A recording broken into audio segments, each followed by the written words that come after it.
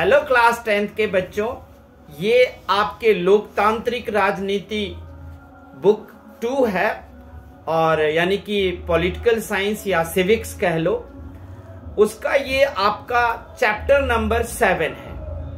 Chapter का नाम है लोकतंत्र के परिणाम। इंग्लिश में इसको बोलते हैं कॉन्सिक्वेंसेस ऑफ डेमोक्रेसी, मतलब रिजल्ट ऑफ डेमोक्रेसी। तो लोकतंत्र का परिणाम ये लगभग सेकेंड लास्ट है या लास्ट ही कह लो। आपको पहली लोकतांत्रिक राजनीति का बुक 9th क्लास में लगा था और तब पहले चैप्टर को पढ़ाते हुए एक बात कही गई थी कि आज हम लोकतंत्र के 2 साल की यात्रा पर निकल रहे हैं। मतलब when you had studied first lesson of civics book in 9th class, in first lesson, first chapter, there was written, we are going to for a journey for 2 years of the democracy, and first of all we will study about the what is democracy, why democracy is good, why democracy is essential। तो उन्हीं 2 साल की यात्रा को हम पूरा करते हुए आज पूरी तरीके से हम उन 2 साल के अंतिम पड़ाव में आ गए हैं। 2 साल से आप लोग डेमोक्रेसी, लोकतंत्र को पढ़ रहे थे। लोकतंत्र को हम एक और वर्ड प्रजातंत्र भी कहते हैं। उसमें आप लोग पढ़ते हुए देखा कि लोकतंत्र कैसा है, किस तरह इसे अच्छा बनाया जा सकता है। और भी हम सरकार को पढ़े, जैसे डिक्टेटरशिप को पढ़ा, मोनार्की को पढ़ा, मतलब राजतंत्र, तानाशाही, कम्युनिस्ट, चीन का लोकतंत्र, रूस का लोकतंत्र, सबके बारे में पढ़ा। अमेरिका का लोकतंत्र, जहां लोकतंत्र है, वोटिंग होता है, लेकिन फिर भी हम सबको स्टडी करके जान पाए कि लोकतंत्र कौन सा वाला अच्छा है। तो आज आप लोगों की अब बारी है कि लोकतंत्र कौन सा अच्छा है वो आप बता सकते हो कि हाँ लोकतंत्र ही सही है, राजतंत्र या फिर तानाशाही या कम्युनिस्ट शासन ये सही नहीं है, लोकतंत्र ही सही है। अब लोकतंत्र ने आपको क्या दिया है अभी तक, उसका परिणाम क्या निकला है, वो इस क्लास 7 में पढ़ना है, चैप्टर 7 में।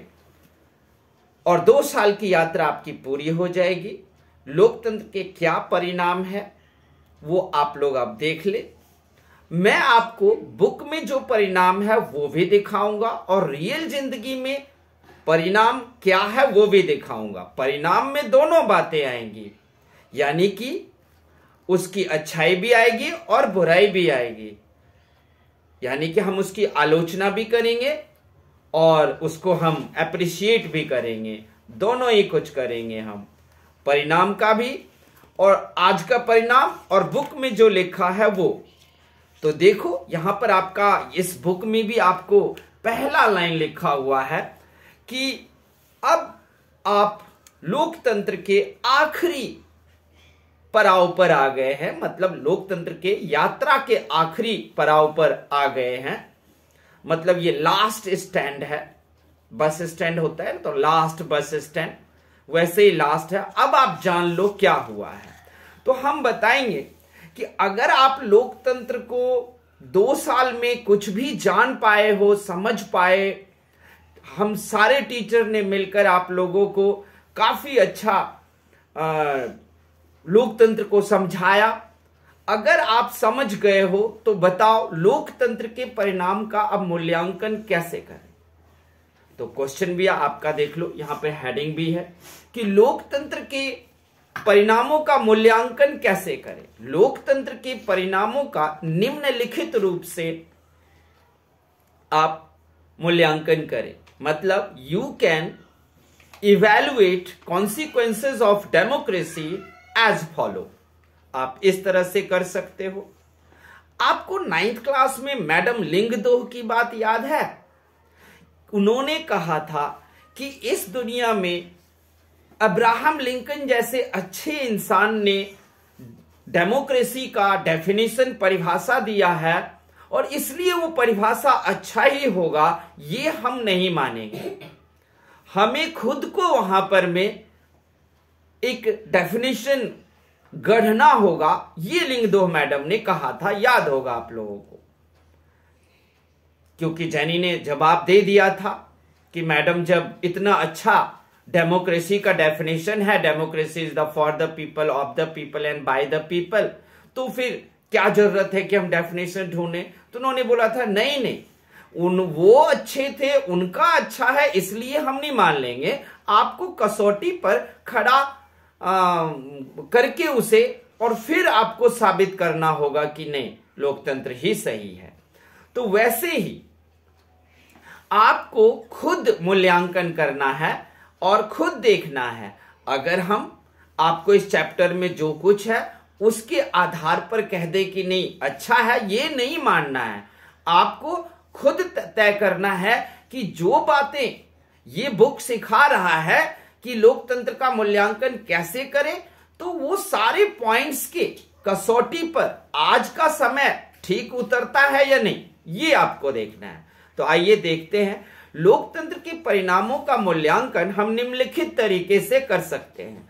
पहला देखना वहां पर नागरिक का, फर्स्ट है नागरिकों को समानता में बढ़ावा मिला है कि नहीं, मतलब नागरिकों में इक्वालिटी आई है कि नहीं, वहां जातिवाद, छुआछूत ये सब तो नहीं है, हिंदू मुस्लिम तो नहीं है। दूसरा, व्यक्ति की गरिमा को बढ़ाता हो, यानी कि हर एक नागरिक का इज्जत प्रतिष्ठा उसकी बढ़ी है कि नहीं, या फिर वो चोर और डकैतों के साये में ही जी रहा है। इसके अलावा इसमें फैसलों में बेहतरी आई है कि नहीं, लोकतंत्र में जल्दी जल्दी फैसला होता है कि नहीं, समस्या तो आएंगे ही। और चौथा, टकरावों को टालने का संभावना अगर आती है तो उसे दूर जल्दी किया जाता है कि नहीं। टकराव का मतलब यहां है जैसे तमिलनाडु और केरल की लड़ाई हो जाए, इसकी बात कर रहे हैं, या फिर किसी हिंदू मुस्लिम की हो जाए, तो ऐसे टकराव आने पर क्या उसे जो संभालने का तरीका है वो बेटर है। और पांचवा है आपके पास, इसमें गलतियों को सुधारने की गुंजाइश होना चाहिए। गलतियां होती है सबसे, और अगर वो माफी मांगे और उसको तब माफ किया जाए, ये भी लोकतंत्र में है कि नहीं, ये आपको देखना पड़ेगा। तो आइए अब हम इन 5 को फिर से दोहरा देता हूं। लोकतंत्र को मूल्यांकन करने का निम्नलिखित तरीका है।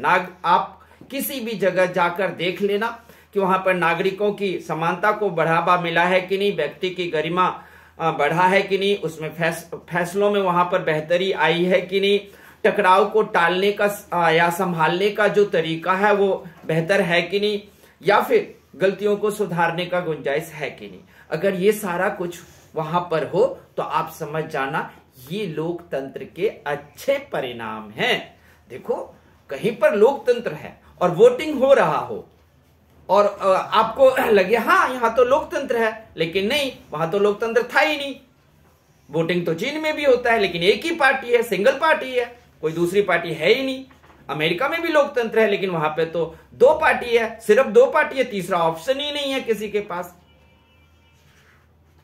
रशिया में भी है, कम्युनिस्ट शासन वहां पर चलता है, साम्यवादी व्यवस्था है वहां पर, तो वोटिंग तो वहां भी होती है। वोटिंग का क्या मतलब? वोटिंग तो जब हम पर अंग्रेज राज करते थे तब भी वोटिंग होता था, तब भी एमपी एमएलए चुने जाते थे। ये नहीं कहेंगे तब कि वो डेमोक्रेसी में था या डेमोक्रेसी अच्छा है। हमें चाहिए व्यक्ति की गरिमा बढ़ी कि नहीं, व्यक्ति का इज्जत बढ़ा कि नहीं, व्यक्ति को समानता मिला कि नहीं, ये जात पात से छुटकारा मिली कि नहीं, टकराव तो होंगे ही, उसको संभालने का तरीका अच्छा है कि नहीं, और सबसे बड़ी बात कि गलती हो जाए तो उसे सुधारने की गुंजाइश है कि नहीं। अब आते हैं देखने के लिए कि अगर हम लोकतंत्र को के परिणाम को अगर अच्छा जाने तो किन किन आधार पर जाने, व्हाट आर द बेस। देखो, ये था लोकतंत्र के परिणाम को मूल्यांकन करने वाली चीज, और ये है कि लोकतंत्र को अच्छा हम माने या अच्छा लोकतंत्र हो, democracy is good, what are the base. कौन सा वो आधार है जिस पर आप कहोगे कि डेमोक्रेसी अच्छा है। तो वो है, आपके यहां हेडिंग है, उत्तरदायी, जिम्मेवार और वैध शासन। उत्तरदायी को इंग्लिश में क्या बोलते हैं, अकाउंटेबिलिटी। जिम्मेवार को बोलते हैं रिस्पॉन्सिबिलिटी, एंड वैध शासन को बोलते हैं कि वहां पर गवर्नमेंट का रूल हो, कॉन्स्टिट्यूशनल या संवैधानिक या लॉ वाला शासन है कि नहीं, कॉन्स्टिट्यूशनल रूल है कि नहीं वहां पर। तो सबसे पहले उत्तरदायी, हाँ, डेमोक्रेसी अकाउंटेबिलिटी होती है हर एक सिटीजन के, देश के तरक्की का, देश के विकास के टकराव की स्थिति आ जाने पर उसे सुधारने की, संभालने की, टालने की, ये सारी अकाउंटेबिलिटी है किसकी, डेमोक्रेसी की। और अगर अकाउंटेबिलिटी लेने वाला कहीं पर में है तो आप कह सकते हो yes, this is the first base to recognise the good democracy. एक अच्छे डेमोक्रेसी को रिकॉग्नाइज करने का ये बड़ा अच्छा सा तरीका है। दूसरा है रिस्पॉन्सिबिलिटी, यानी कि जिम्मेवार। अगर गलती होती है तो जिम्मेवार उसका कौन होगा, ये अगर डेमोक्रेसी में है तो बहुत सही है। एग्जाम्पल के लिए आपने देखा होगा, कोई एक बड़ा ट्रेन हादसा हो गया, और उस ट्रेन हादसे के बाद क्या हुआ, ट्रेन हादसे के बाद क्या हुआ, तो जो रेल मंत्री थे ना, उनको इस्तीफा देना पड़ गया। उनको क्यों इस्तीफा देना पड़ गया भाई, वो तो ड्राइवर ने एक्सीडेंट किया था जी। जिम्मेवार आप मंत्री हैं और मंत्री को जिम्मेवारी लेनी पड़ेगी, क्योंकि ट्रेन एक्सीडेंट का कोई कॉज नहीं बनता है। ये कोई भीड़ भाड़ रोड पर नहीं जा रहा था, कौन सा तंत्र, क्या सिस्टम, उस सिस्टम को आपने संभाला कि नहीं। अगर ये किसी डेमोक्रेसी में है तो you can say this is the good condition of democracy, this is the good democracy, ये है अच्छी वाली डेमोक्रेसी। आप हमारे देश में देखना, कोई भी बात हो जाए, अगर एक प्राइवेट पार्टी की बात करता हूं, बीजेपी, कांग्रेस, उसका कोई एमपी एमएलए कुछ बोल दे तो जिम्मेवार ठहराया जाता है उसके अध्यक्ष को, यानी कि उसके चेयरपर्सन को। और हमारे देश में आप देखोगे कि कुछ भी हो तो उसका जिम्मेदार मोदी को ठहराया जाता है। तो जिम्मेवार, रिस्पॉन्सिबिलिटी कोई ना कोई लेने वाला हो तो आप कहना ये अच्छा डेमोक्रेसी है। तो देखा ना, कितने हो गए आपके पास, 2 बेस। एक, किसी भी डेमोक्रेसी को अच्छा कहोगे उसके लिए वहां पर अकाउंटेबिलिटी है कि नहीं, और रिस्पॉन्सिबिलिटी का मतलब किसको दोषी ठहराया जाए, उसका वहां उस देश में या किसी पर्टिकुलर जगह पर व्यवस्था है कि नहीं। अगर जिम्मेवार ठहराया जाएगा जिसको, अगर वो व्यवस्था है, तो आप कह सकते हो ये डेमोक्रेसी यहां पर है और अच्छी डेमोक्रेसी है। अकाउंटेबिलिटी ना हो, रिस्पॉन्सिबिलिटी ना हो तो काहे का डेमोक्रेसी।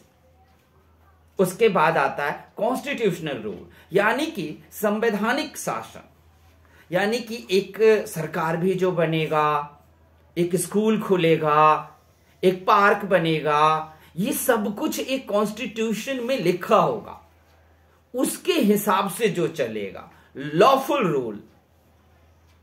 प्रधानमंत्री यूं ही नहीं चुने जाते, इलेक्शन यूं ही नहीं होता। आप अपने संविधान की किताब में देखो, कॉन्स्टिट्यूशन के बुक में ये सारी बातें, सारे उस पर में प्रोसेस लिखा गया है। इलेक्शन कैसे होगा, सरकार फिर कैसे चुनी जाएगी, कौन शपथ ग्रहण करवाएगा, ये सब कुछ कॉन्स्टिट्यूशन में लिखा है। तो ये 3 हो गया आपको बेस। कौन कौन सा, उत्तरदायी, जिम्मेवार और वैध शासन, मतलब accountability, responsibility and constitutional rule. अगर ये 3 चीजें हैं किसी डेमोक्रेसी में तो आप कह सकते हो हाँ ये डेमोक्रेसी अच्छा है। आप लोगों को ये भी सोचना है क्या ये भारत में है, आपके देश में ऐसी स्थिति है। अब आते हैं कि लोकतंत्र की को कैसे अच्छा जानेंगे, वो तो समझ गए, वो तो मूल्यांकन करके समझ जाएंगे कि नागरिक की गरिमा है कि नहीं, उसको वो सारी सुविधाएं है कि नहीं, वहां पर में गलती को माफ करने की गुंजाइश है कि नहीं, वो सब एक तो मूल्यांकन करके यानी कि इवैल्यूएशन, और दूसरा हम बेस ढूंढ लेंगे। व्हाट आर द बेस, तो बेस हो जाएगा आपको अकाउंटेबिलिटी, ये तीनों के आधार पर कर लेंगे, और accountability, responsibility and constitutional rule. आगे है अब कि हमें ये देखना तो आ जाएगा कि लोकतंत्र किसी जगह पर अच्छा है कि नहीं। अब अगला भी कुछ देखना है, अगर वो सारी चीजें हैं तो कहीं पर आर्थिक उपलब्धि है कि नहीं, तब हम कहेंगे हाँ। देखो डेमोक्रेसी आया ही था, पसंद ही इसलिए किया जाता है क्योंकि हर एक नागरिक की सभी जरूरतें पूरी की जाएगी, यानी कि सभी जरूरतें मतलब रोटी कपड़ा और मकान। कोई वो क्या कहते हैं फॉर्च्यूनर नहीं खरीद कर दे देंगे आपको, या फिर रोल्स रॉयस नहीं खरीद कर दे देंगे कि आप जाके चढ़ो, यानी कि इसलिए लोकतंत्र आया। तो लोकतंत्र में सभी को जॉब मिला कि नहीं, गरीबी दूर हुई कि नहीं, ये सब भी देखना होता है, तब जाकर होगा लोकतंत्र। तो देखें लोकतंत्र की आर्थिक उपलब्धि क्या है। यहां पर आपको एक चार्ट दिया गया है, नीचे आपको टेबल भी दिया गया है। इन सब चीजों से आपको स्टडी करना है कि इस वक्त लोकतंत्र में आर्थिक उपलब्धि कैसी है, क्या अच्छी रही, जब लोकतंत्र नहीं था तब हमारी आर्थिक स्थिति क्या थी, ये आपको तुलना भी करना पड़ेगा, और फिर अभी का ये चार्ट से आपको पता चलेगा। फिर आप देखोगे कि आर्थिक उपलब्धि सही हुआ है कि नहीं। तो भारत जैसे देश में अभी अगर मैं बता दूं अभी का, तो हम 7% के रेट से 7% के रेट से 6.5% के रेट से हमारी इकोनॉमी तरक्की कर रही है। और तरक्की करके अभी एक नए सर्वे के अनुसार भारतीय लोकतंत्र जो है वो दुनिया का 5th लार्जेस्ट इकोनॉमी बन गई है, यानी कि हम दुनिया का 5वां बड़ी अर्थव्यवस्था बन चुके हैं। तो अब आप समझ चुके हो कि तब तो हमने अच्छा किया है लोकतंत्र में, इसमें कोई भारत के पास मतलब अच्छा परिणाम कहा जाए, यानी कि हमने अचीवमेंट अच्छा लिया है। अब है असमानता और गरीबी में कमी। अब आर्थिक उपलब्धि होने से ही नहीं हो जाएगा, ये भी देखना है आपको कि वो लोकतंत्र अच्छा है कि नहीं, क्योंकि आर्थिक तो नेशनल लेवल पे दिखाया जाता है ना। आर्थिक तरक्की 7% के रेट से बढ़ रहा है, 5वीं इकोनॉमी बन गए, तो ये तो नेशनल लेवल पर दिखाया जाता है। लेकिन हमें तो ये देखना है कि समाज में गरीब अभी भी है कि नहीं। गरीब है ही समाज में, और दुनिया का 5वां आप बड़ी अर्थव्यवस्था इकोनॉमी बन गए हो, इससे क्या लाभ, इससे क्या फायदा बता दो। और असमानता है ही समाज में, जो है वो असमानता है। असमानता मतलब जातिवाद है, उसके अलावा अमीर गरीब की बहुत बड़ी असमानता है, सैलरी में असमानता है, वेतन में असमानता है, काम के ढंग में असमानता है, ये भी देखना पड़ेगा। ये नहीं कि कोई व्यक्ति करोड़पति हो गया और एक को तो साइकिल भी नसीब नहीं हो रही है, और आर्थिक तरक्की तो खूब हुई, 7% के रेट से आर्थिक तरक्की हो रही है, 5वीं बड़ी इकोनॉमी भी बन गए, लेकिन समाज में गरीबी और असमानता है। तो आप लोगों को यह भी देखना पड़ेगा कि अगर समाज में असमानता विद्यमान है, if there are inequality and poverty, it means this is not good democracy, तब ये अच्छी वाली डेमोक्रेसी नहीं है। पॉवर्टी भरा हुआ है, इनइक्वालिटी है, क्या करेंगे हम लेकर ऐसी दुनिया की 5वीं अर्थव्यवस्था को लेकर, हमें क्या फायदा होगा। तो बच्चों समझ गए आप लोग कि आपको क्या सोचना है, ये भी देखना है कि समाज में, तो आपने देखा हम डेमोक्रेसी के परिणाम को ढूंढने के लिए कौन कौन से क्राइटेरिया है उसके बारे में जान रहे हैं। पहला तो मूल्यांकन कर लेंगे, फिर बेस देख लेंगे, फिर आर्थिक उपलब्धि भी देखना है, और अब आके आपको असमानता और गरीबी भी देखना है कि वो है कि नहीं। अब हम अपने देश की बात करते हैं, गरीबी और असमानता की। असमानता को तो पूछो मत, आज भी हम जातिवाद जैसे सिस्टम से और धर्मवाद जैसे सिस्टम से गुजर रहे हैं। डेमोक्रेसी में धर्म और जाति की कोई स्थान ही नहीं है, और वो भारत में पूरी तरीके से भरा हुआ है। मैं नहीं कहता कि ये वोटिंग सिस्टम होना चाहिए, सब धर्म के आधार पे ही वोट करते हैं, सब अपने अपने क्या कहते हैं जाति के आधार पर वोट करते हैं। तो मैं कह रहा हूं वोट तो फिर एक दिखावा ही है। ये तो विभिन्न ग्रुप का ये रूल हो गया, मतलब कबीलों का हो गया। ये एक हिंदू कबीला, एक मुस्लिम कबीला, वो अपने कबीले को कुछ लोग चुनकर आ जाते हैं, वो चुनकर आ जाते हैं। डेमोक्रेसी नहीं, इन कबीलों के बीच में भाईचारा आया है कि नहीं, इन कबीलों के बीच में समानता आया है कि नहीं, हमें इन मुद्दों को देखना। अगर वो है तो ठीक है, वो हमारे देश में नहीं है। गरीबी बिल्कुल विद्यमान है। आज भी जनसंख्या बढ़ गई है। तो जब हमें आजादी मिली थी तब हमारे देश में लगभग जब हमें आजादी मिली थी तब उस वक्त हमारे जनसंख्या थी लगभग 34 करोड़, 34 करोड़। 34 करोड़ में से 28% लोग गरीब थे, और या फिर गरीबी रेखा से नीचे थे। आज जाओ तो आज भी आपको 22% के बाद अब दिखा रहा है 18%। तो मान लो 18% हो गया, यानी कि 28% गरीबी से 18 हो गया। तो गरीबी तो घट गए, लेकिन आप एक बात आप जांचना, इसका पता करना कि गरीब फिर भी उतने ही है। तो वही बात, फिर किस बात की ये आंक आ गया, ये तो गलत है। 18% में भी आपको लगभग 26 करोड़ लोग ऐसे हो जाते हैं, 26 करोड़ लोग जो गरीब हैं और गरीबी रेखा के नीचे हैं, या फिर उन्हें बीपीएल कार्ड बना के दिया गया है, उन्हें रेड कार्ड, लाल कार्ड, पीला कार्ड, ये सब बना के दिया गया है। तो किस बात की डेमोक्रेसी?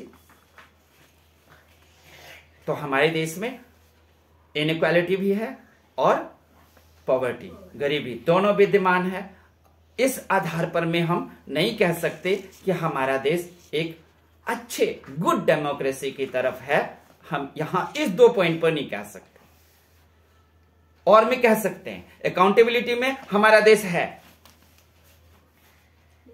रिस्पॉन्सिबिलिटी में भी है, बिल्कुल कॉन्स्टिट्यूशनल रूल होता है यहां पर।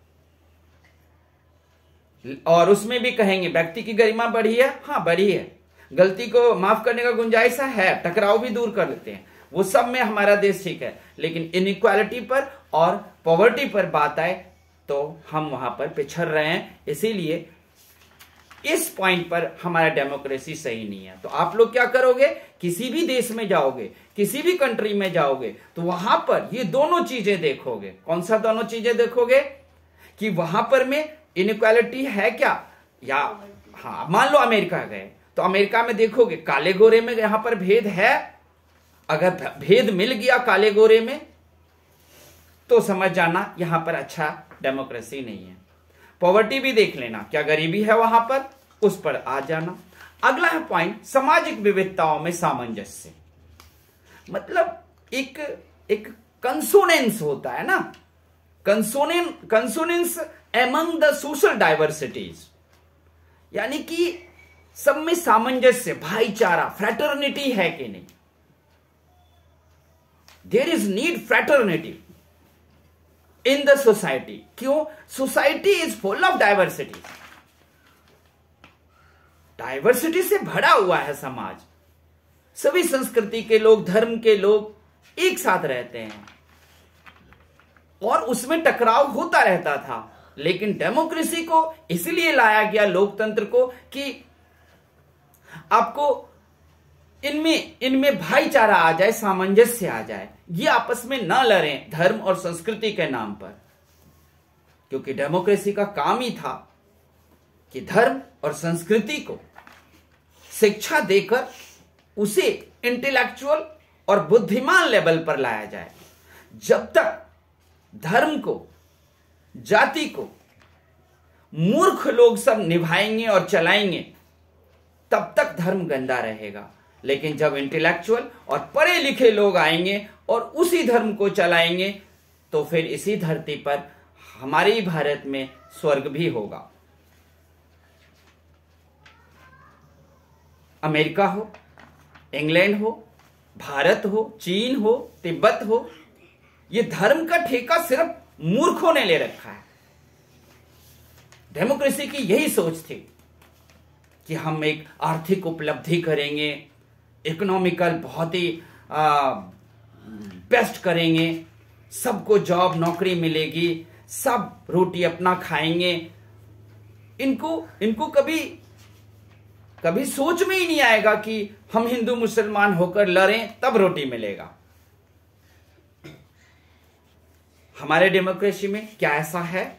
तो देख लेना, किसी भी कंट्री में जाओगे, कहीं भी जाओगे, तो आप तब कहना कि ये डेमोक्रेसी सही है जब आप ये देख लोगे कि वहां पर सामाजिक भाईचारा है कि नहीं। क्या ये लोग आपस में लड़ते रहते हैं? तो फिर तो इस देश में, इस जगह पर अच्छा डेमोक्रेसी नहीं है। There is no good democracy in a particular country.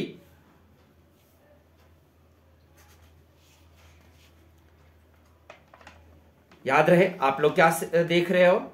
Chapter का नाम क्या है? लोकतंत्र के परिणाम, कॉन्सिक्वेंसेस ऑफ डेमोक्रेसी। डेमोक्रेसी के परिणाम, कॉन्सिक्वेंस, रिजल्ट को देख रहे हो। ये देख रहे हो कि डेमोक्रेसी को कैसे कंपेयर करें और फिर अपने कंट्री को हर पॉइंट पर उतार कर देख रहे हो कि इस पॉइंट पर हमारा देश सही है या नहीं है। इसको भी आप देख रहे हो। अगला है आप नागरिकों की गरिमा और आजादी। आपको यह भी देखना है कि नागरिकों को गरिमा है कि नहीं, आजादी है कि नहीं। वहां पर गरिमा का मतलब, वो तो मैंने पहले उसमें भी था, जब आप मूल्यांकन करोगे तो मूल्यांकन में जो 5 पॉइंट है उसमें भी है ही, तो उसमें भी आप कह सकते हो कि गरिमा तो है। गरिमा मतलब नागरिकों की इज्जत। वो अपने घर से निकले तो बेखौफ जाए, ये ना हो कि लोकतंत्र में रास्ते में उनका कोई पॉकेट मार ले रहा है, कोई चोर डकैत उन्हें लूट ले रहा है, उन्हें जबरदस्ती कहीं फंसा दिया जाता है। यानी कि ये होता है गरिमा, इज्जत, प्रतिष्ठा। और दूसरा होता है आजादी। आजादी में 2 बातें आती हैं कि वहां के नागरिकों को फंडामेंटल राइट्स और डायरेक्टरेट प्रिंसिपल ऑफ स्टेट, ये दोनों है कि नहीं वहां पर। तो आप इंग्लैंड जाओ, इटली जाओ, देखो वहां पर फंडामेंटल राइट्स है यहां नागरिकों को, मतलब सिटीजन को।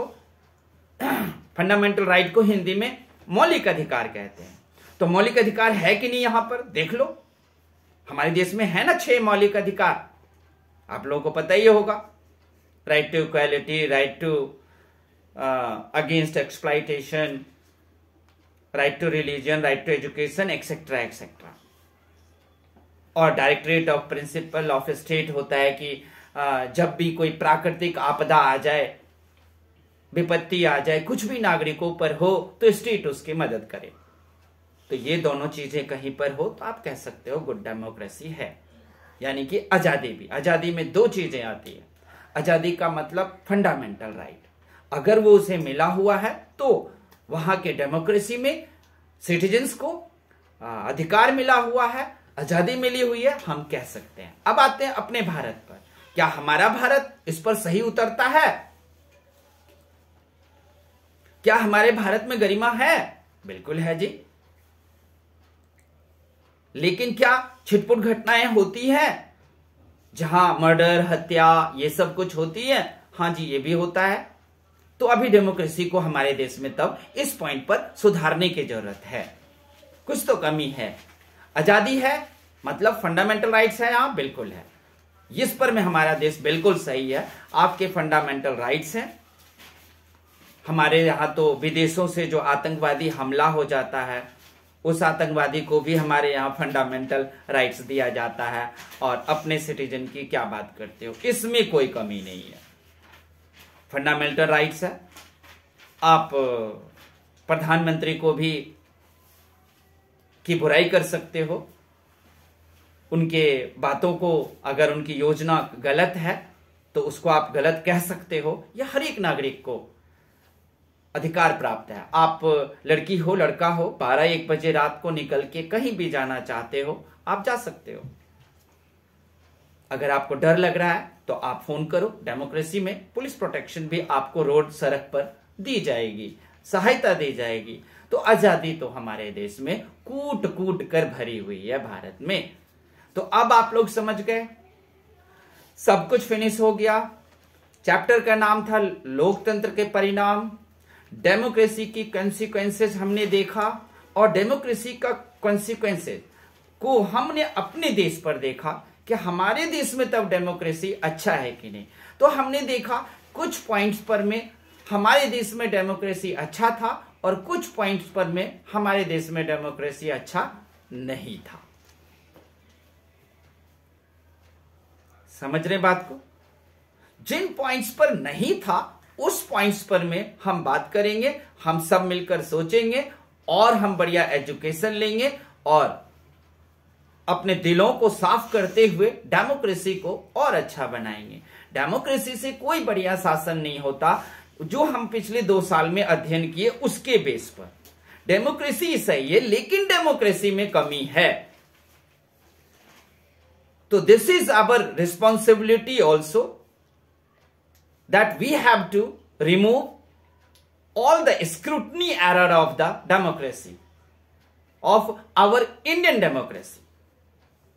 हम अपने इंडियन डेमोक्रेसी के जितनी भी इसके में एरर भरे हुए हैं, हम उसको बाहर करने में मदद करें।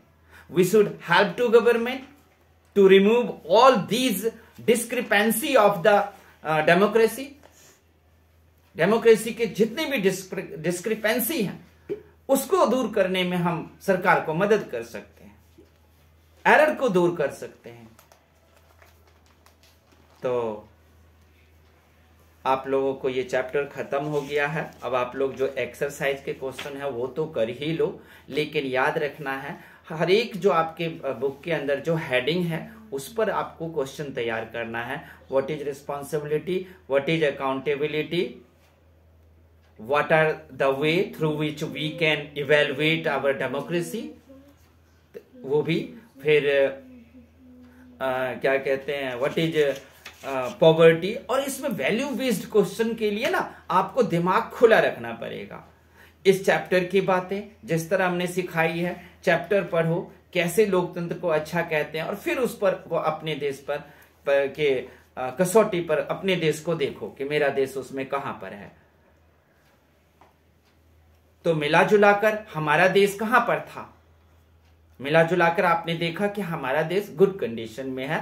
दो तीन डिस्क्रिपेंसी है, हमें उनको दूर करना है। और अंदर से जितना क्वेश्चन आप लोग अभी निकाल लोगे उससे आपको फायदा होगा कि आप क्या करोगे आगे,